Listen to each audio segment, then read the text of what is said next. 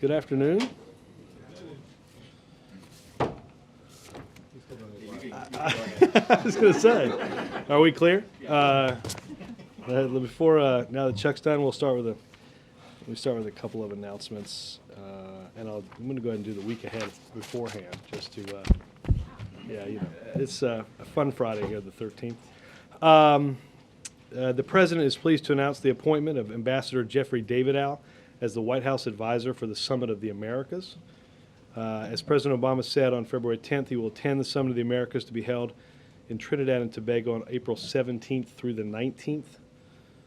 The President is looking forward to discussions with the leaders at the summit and to promoting a partnership based on mutual respect that will be beneficial to the people of the Americas.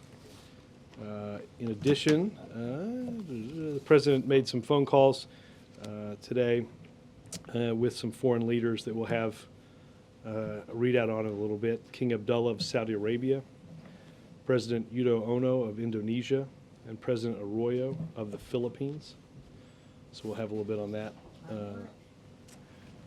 That's why the readout is coming soon. I was not in there for the calls.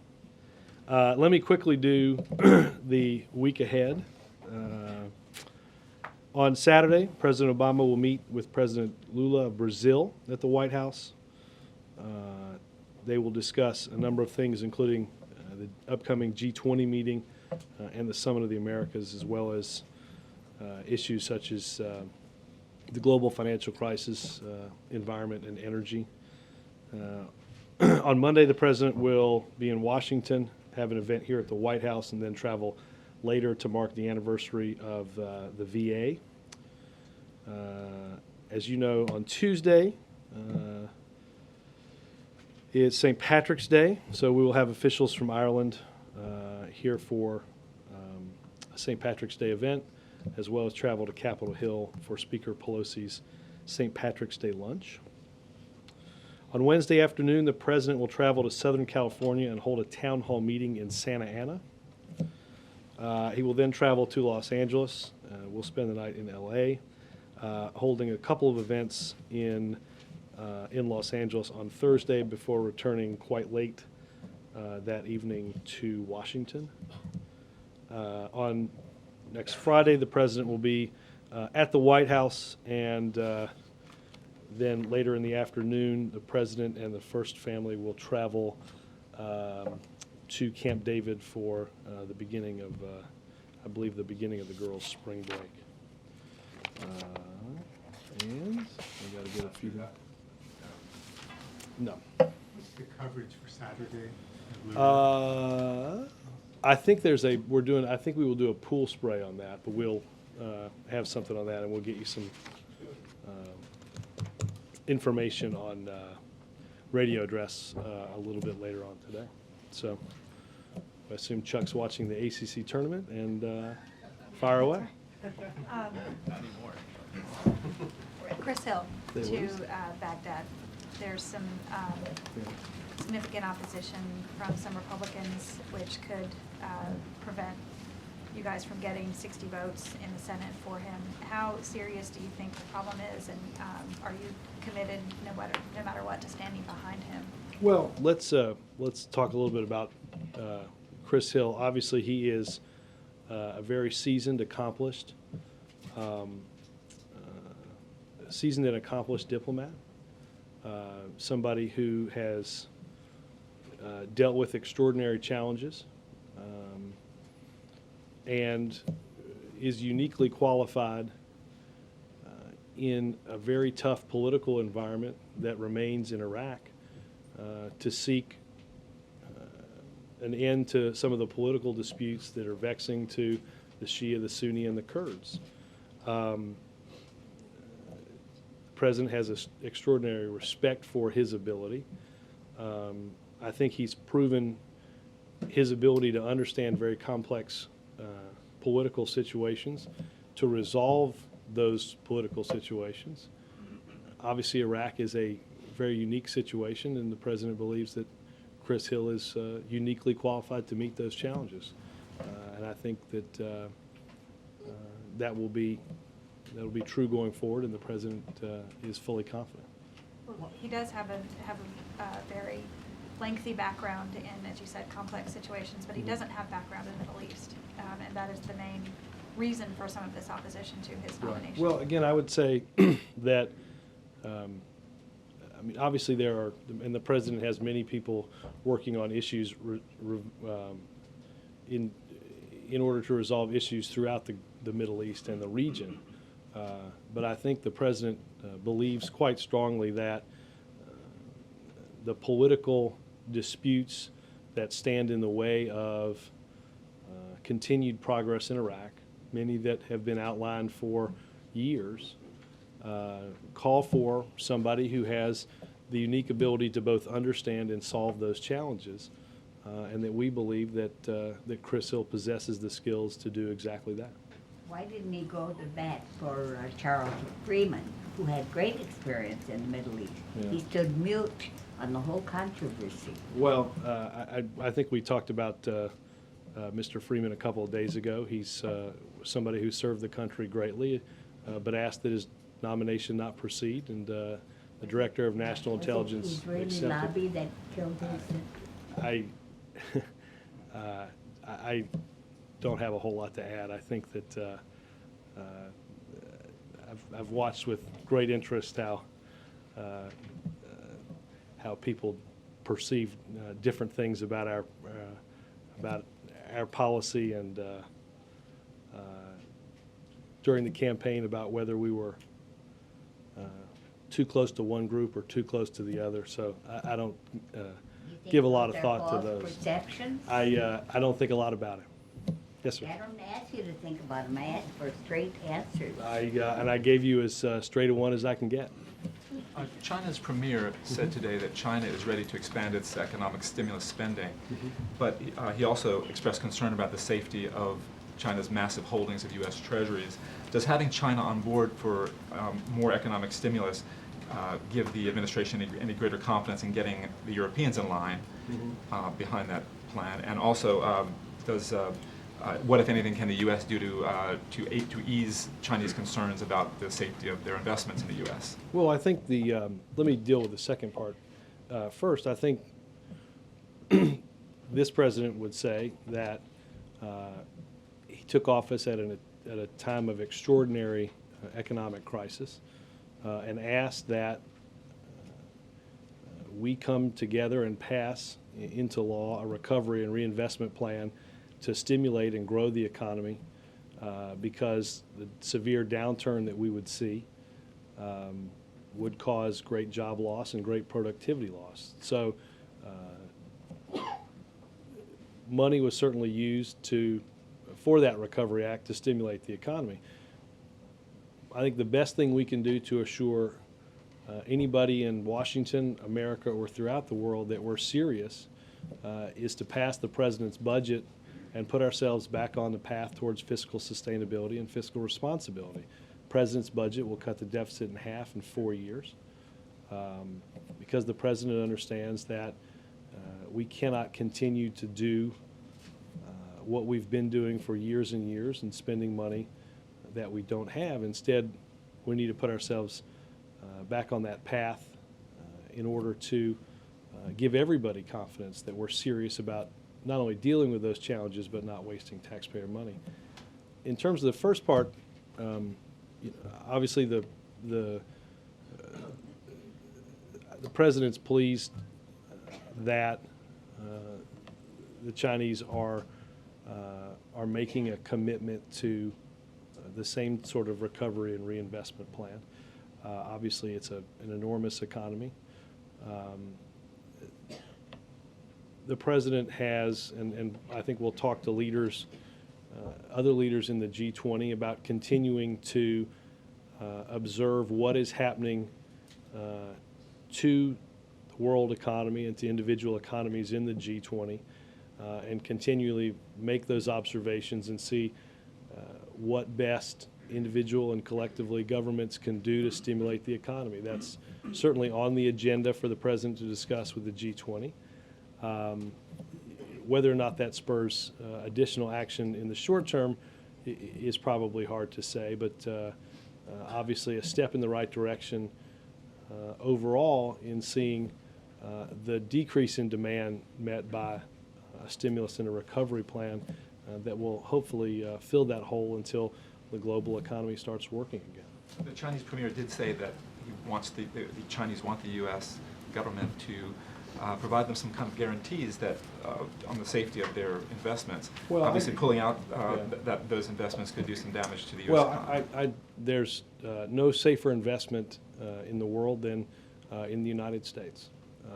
And I think a further reassurance would be for leaders here to demonstrate their commitment to spending money wisely and to stop borrowing more of it in the future by putting us on that path to fiscal sustainability through passage of the president's budget to cut the deficit in half.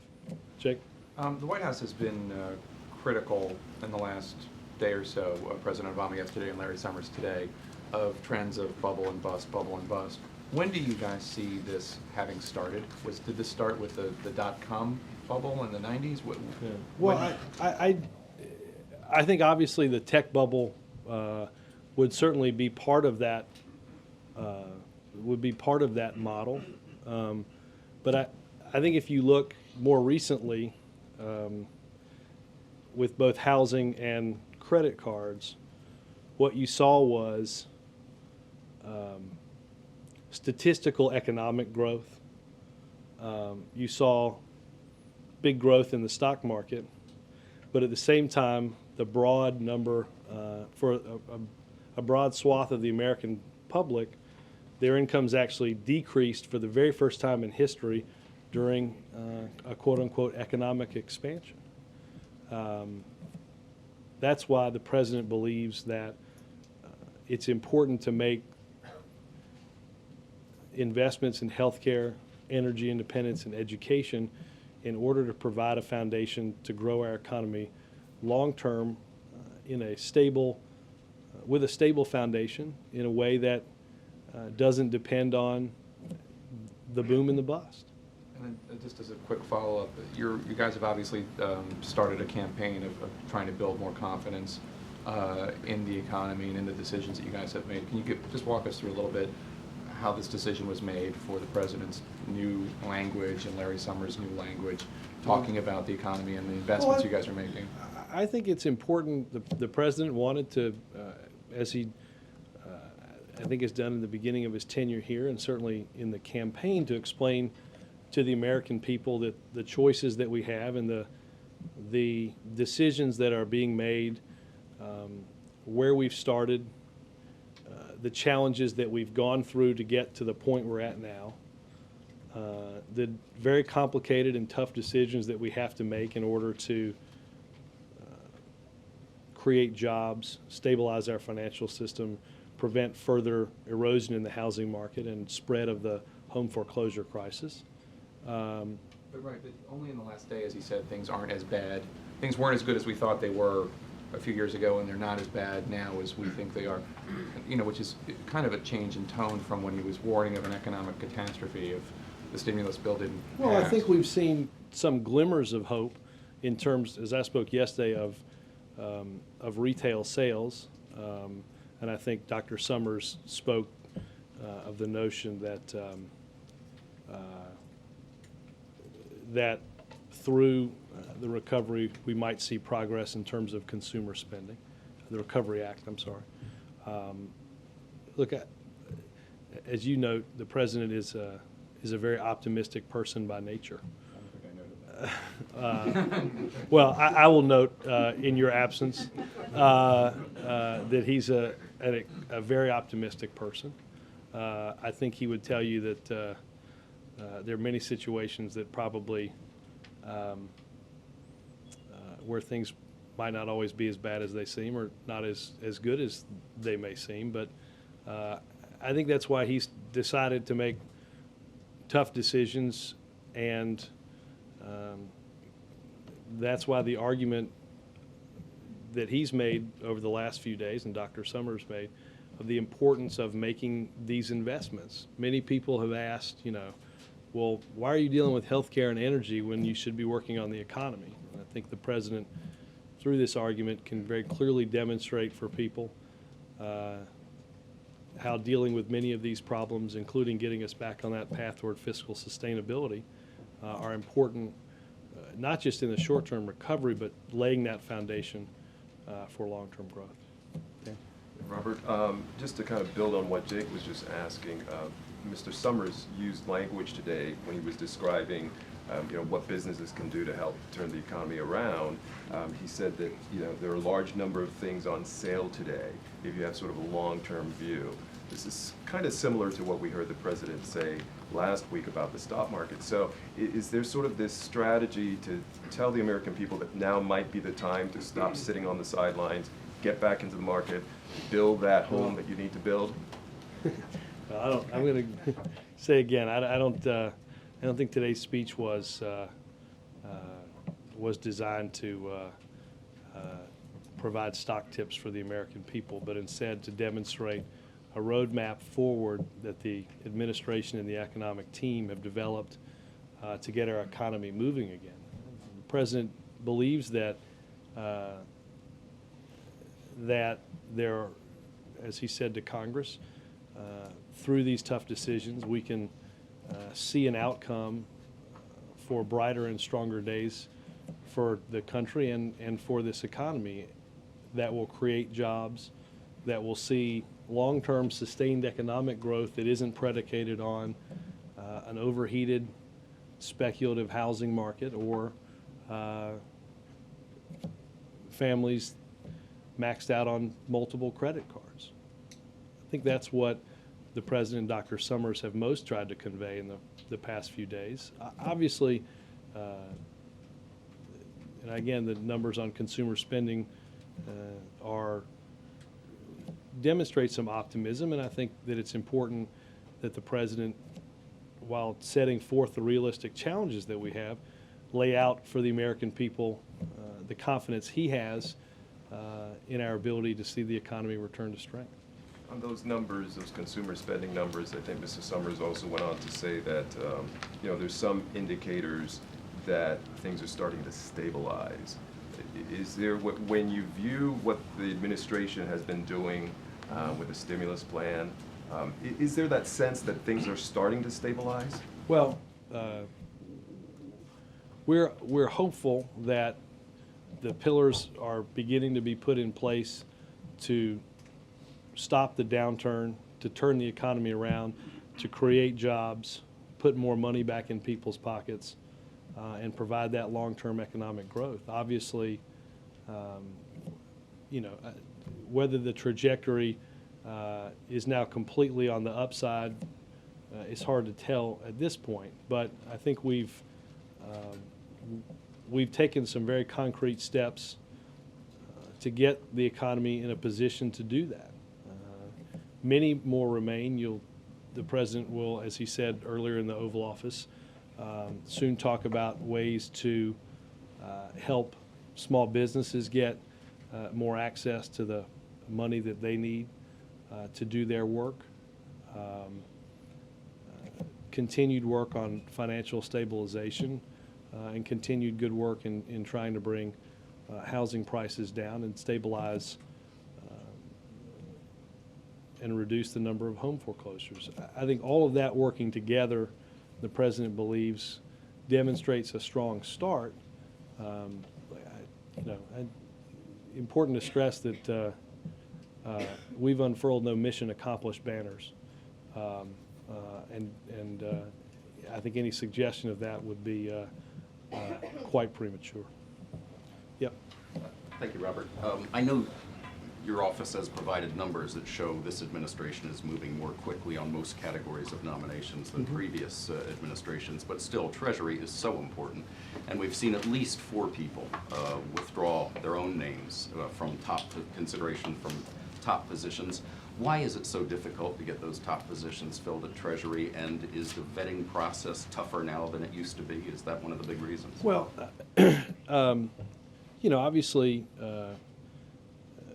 we're always looking for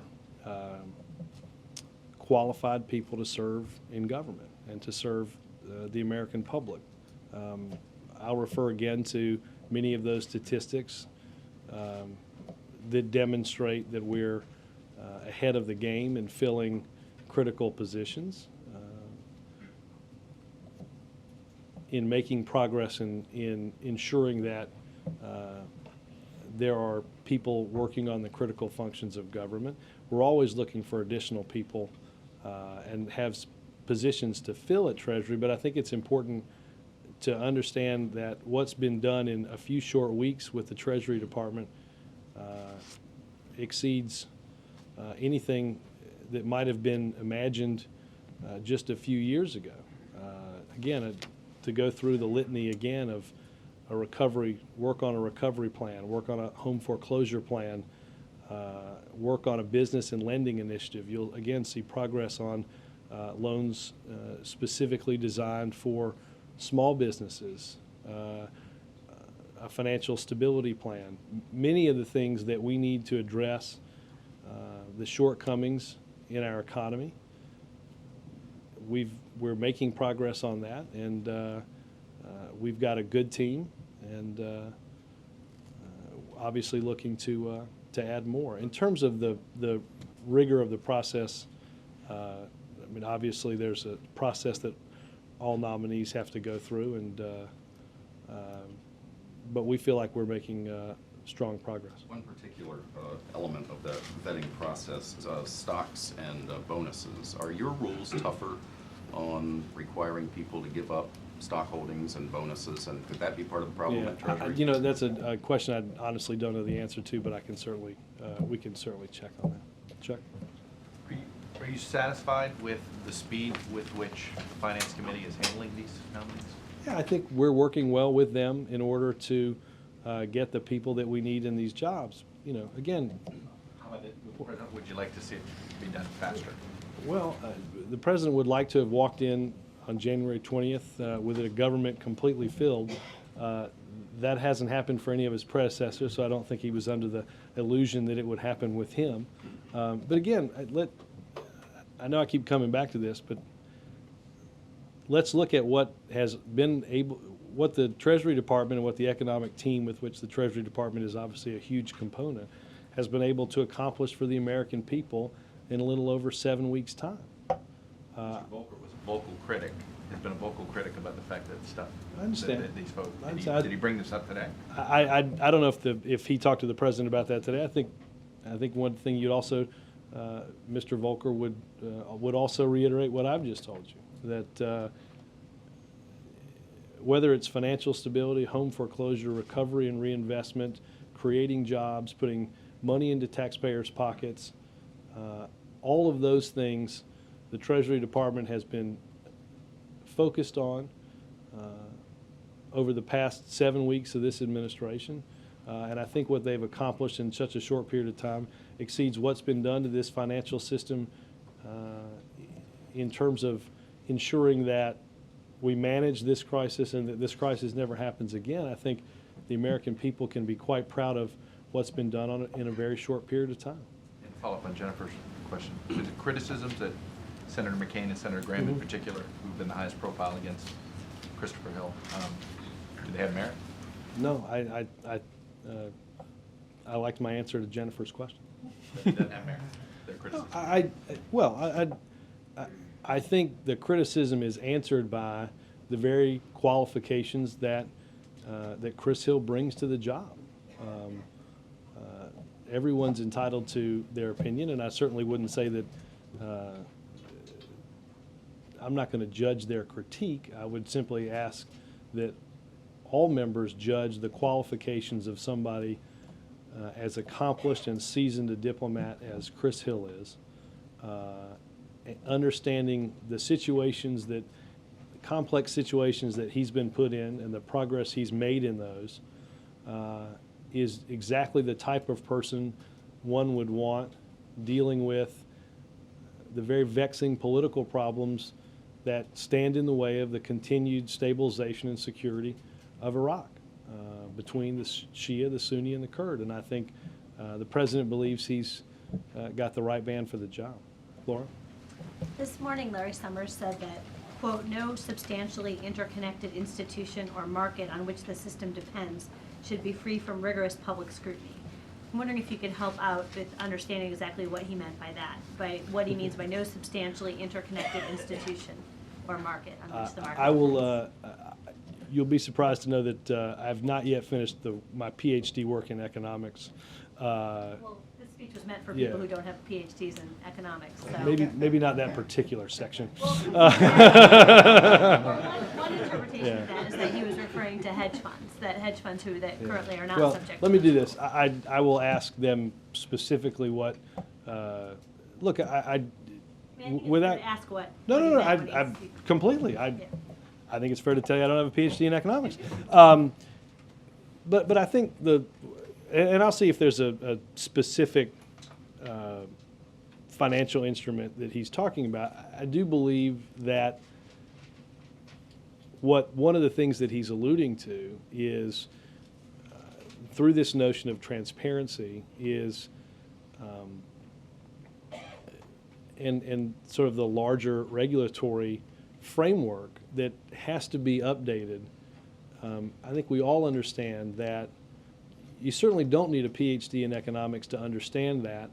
The regulatory framework that we've had policing some of the decisions that have been made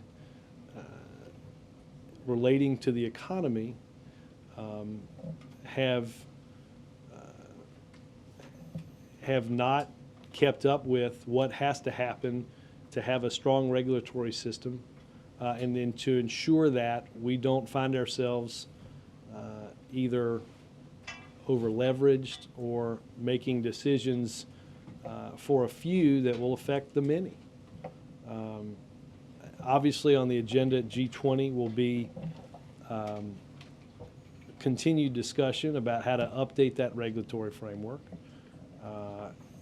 And underneath that, there are obviously a number of different steps that can and must be taken in order to ensure that that framework provides all of us in this economy with the confidence and the protection that decisions are being watched and made in a way that are consistent with our values, and that we don't find our economy suffering from the types of problems that it does now. The other sort of nebulous piece, this was the back half of that comment where he said, No, see. should be, there are two nebulous pieces in just one short sentence. Right. Free from rigorous public scrutiny, which seems like another way of talking about transparency and the need for transparency, as opposed perhaps to actual regulation. And I'm wondering if that was the message. Let me have put that through the English meter, and we'll spit something out. Connie? You're covered. It's a serious question. It's an easier one. I don't know if you or the president saw the Jon Stewart piece last night with Kramer, but it was serious journalism. Does the White House believe that this is the obligation of journalists to call out lies to warn the public of clear dangers ahead? The president and I talked earlier in the day yesterday about watching it. I forgot to email and remind him that it was on, so I don't know if he's seen it. I enjoyed it thoroughly.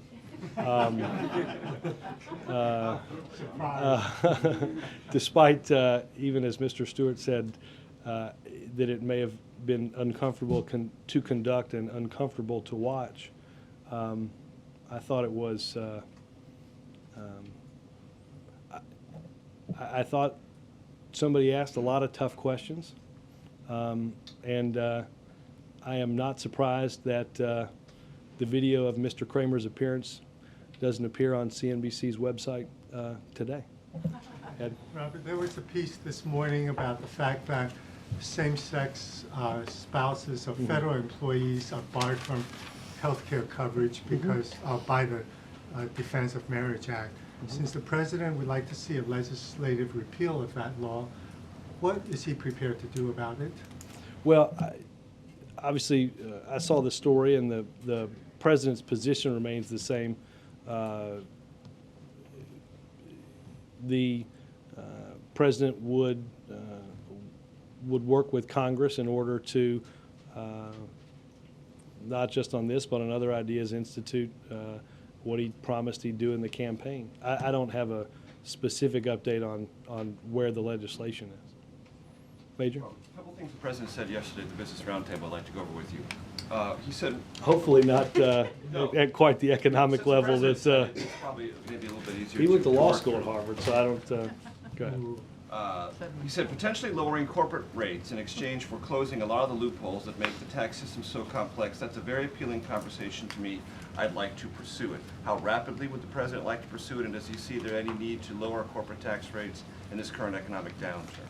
Well, I think that, I think the comment that the president made regarding tax reform is an idea that he's expressed before.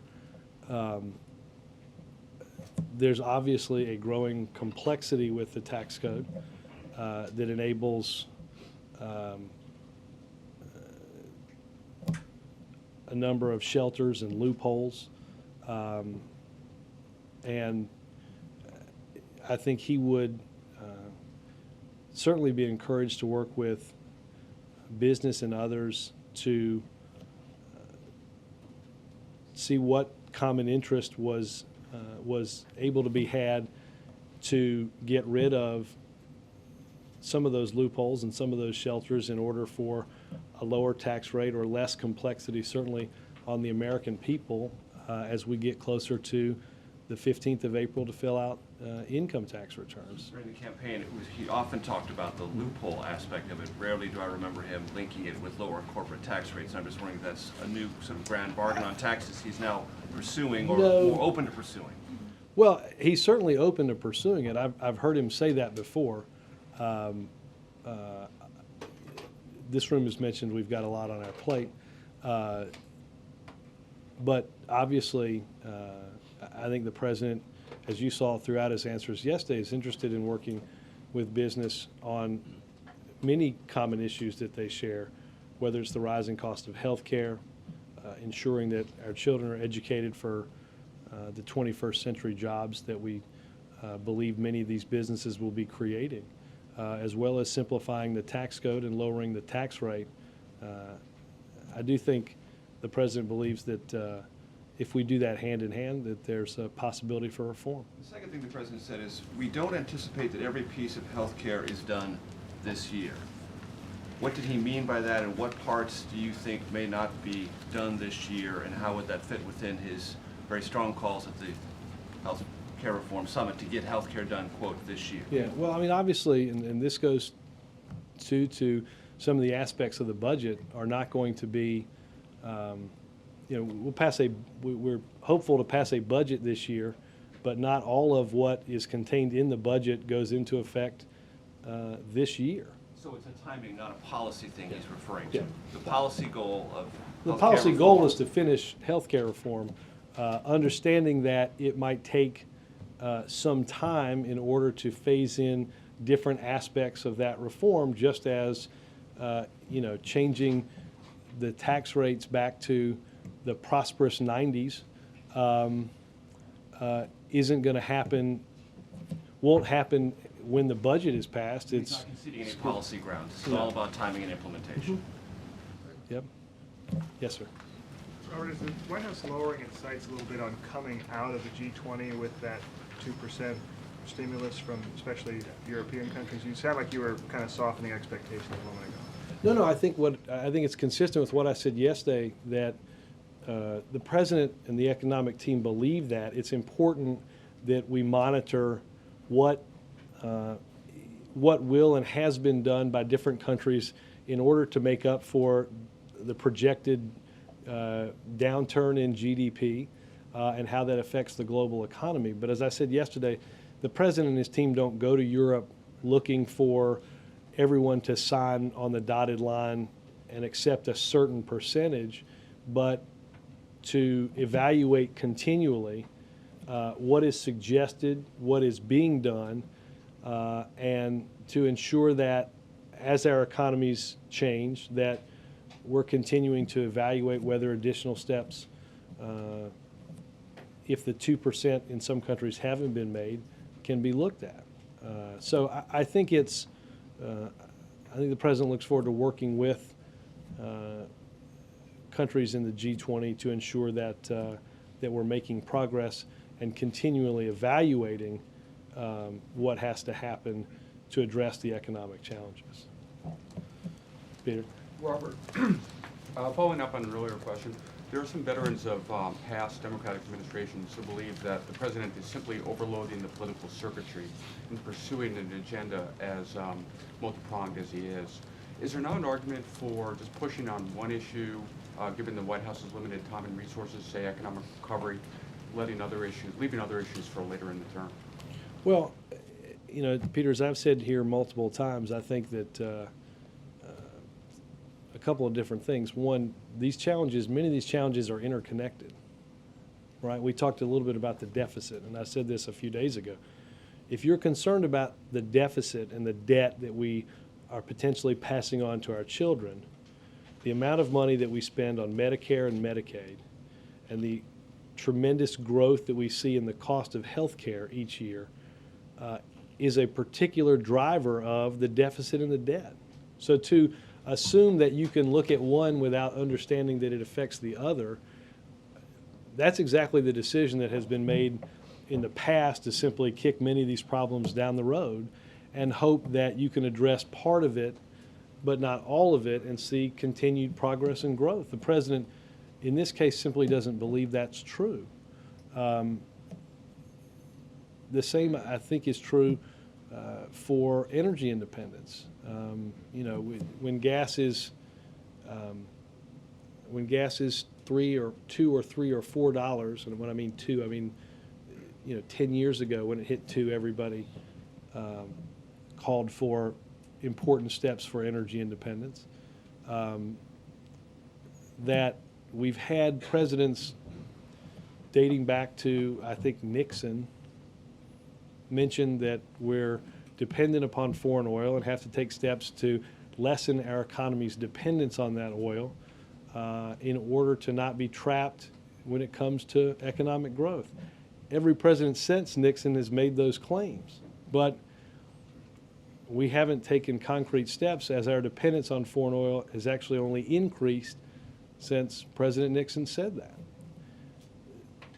The president and this country face a number of challenges, and I think, as he said yesterday, it would certainly be convenient to only have to deal with one thing. Regrettably, there are enough challenges that face the American people and our future economic growth that it demands focusing on all of them at the same time. Steve? Robert, assuming that your fine staff can handle all these many major proposals at the same time, what makes you think Congress can handle it? Just this week, they just turned in the appropriation, the omnibus thing, 6 months after the fiscal year started, then took a long weekend off. Right. I'm jealous. Because I think that to borrow some of what I said to Peter, I think these are not the times that we face are unusually uncommon. That the challenges that we have, let's take it, for instance, healthcare. In the intervening sort of 15 or 16 years since healthcare was the last real major reform of healthcare was attempted, the problem's only gotten worse.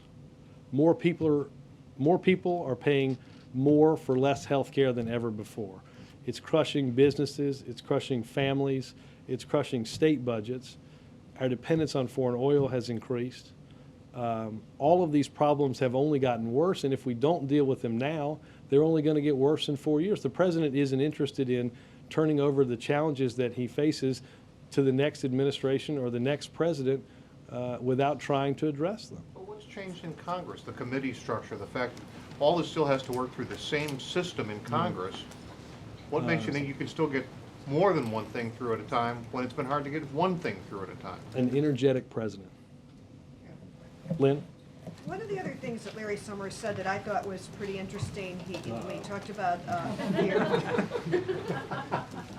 No, sorry, I was. You were making a face or what? No.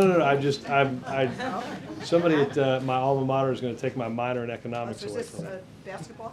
No, go ahead. Which is, by the way, when is the bracket coming out? This isn't my question, but when is the president's bracket's going to come out? We will, in a transparent White House, release the president's bracket next week.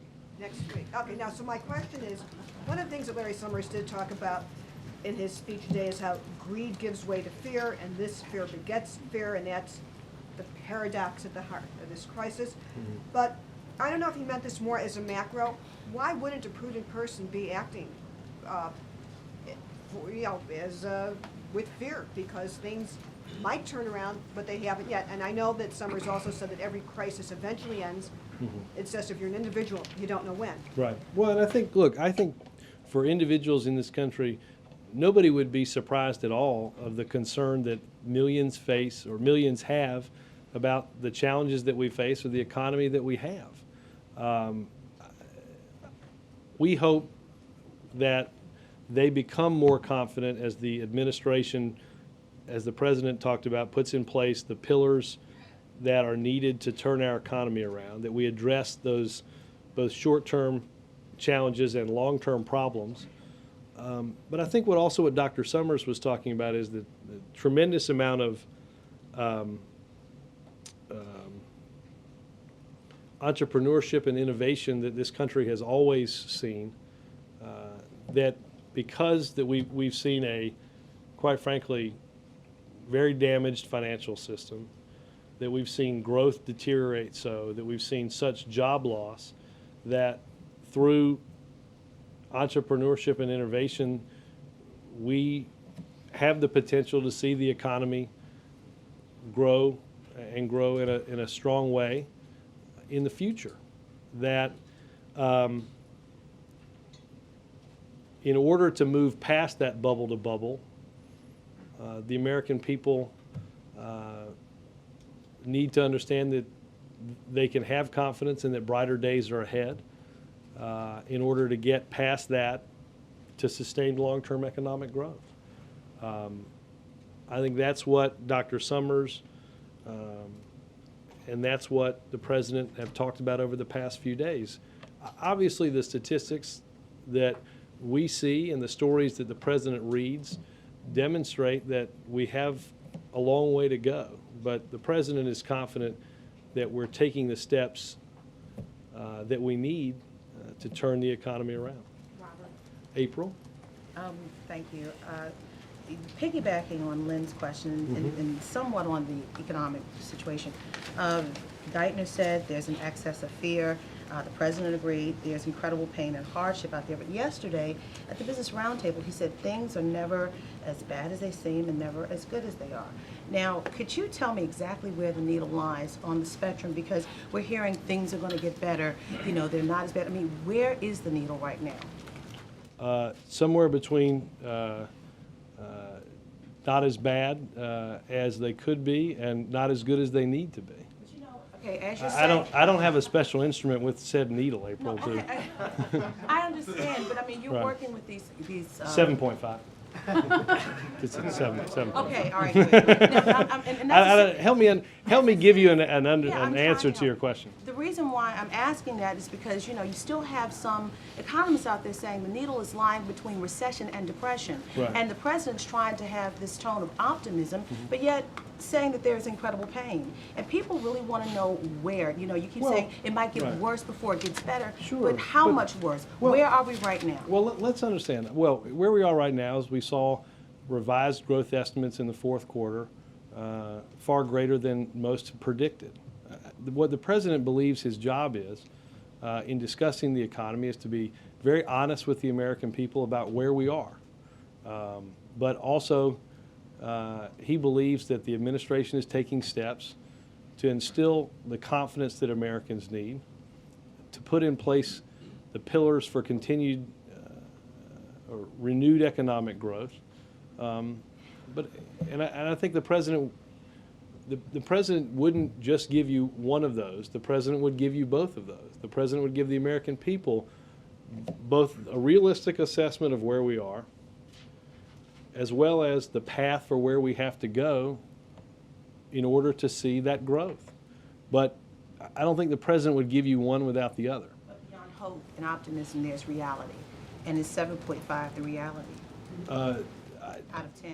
Let me, hold on, I gotta look at my gizmo. Again, I think the exact example that you just, minus the 7.5, the exact example that you just gave me is exactly the way the president frames things. we are living, excuse me, in the here and now reality of many challenges economically. The president also believes that this administration and Congress are taking steps to address where we are and get us on a path to where we need to go. Again, I think the president's been very forthright with this because he believes that in order to be believed about where we are economically, we have to be honest about where we are. I don't think the president would stand up in front of you or a group of Americans and say things are great. I don't think they would have a lot of confidence that they were listening to somebody who truly understood exactly where we are. So when he explains our economic problems, he'll do it in a very realistic way. But the president is also confident and hopeful that the steps that we're taking will move us down that path. Again, I think you have to do both, and certainly the president believes that. Mike? Thank you. A quick follow-up to that. Does the president still believe that things could get worse before they get better? Well, sure. Well, I mean, 7.8. But it's true. I mean, it's I understand, but you know, I mean, look, there's the, is there reason to be hopeful? Yes. I don't think if you, in October of 2007, when the stock market was at 14,000, did people think that 2 months from then there'd be the beginning of an economic recession? I don't know. But what's important, whether things get a little bit worse or a little bit better, the president is taking steps to put us on a path towards job creation, economic growth, income growth, and more importantly, to address the long-term challenges that we faced for so long that have been ignored administration after administration, in order to ensure that long-term we have that foundation not for bubble-to-bubble economic growth, but sustained, solid, long-term economic growth. See you guys tomorrow, or next week. Tomorrow. Yikes. See you tomorrow. Ha! No.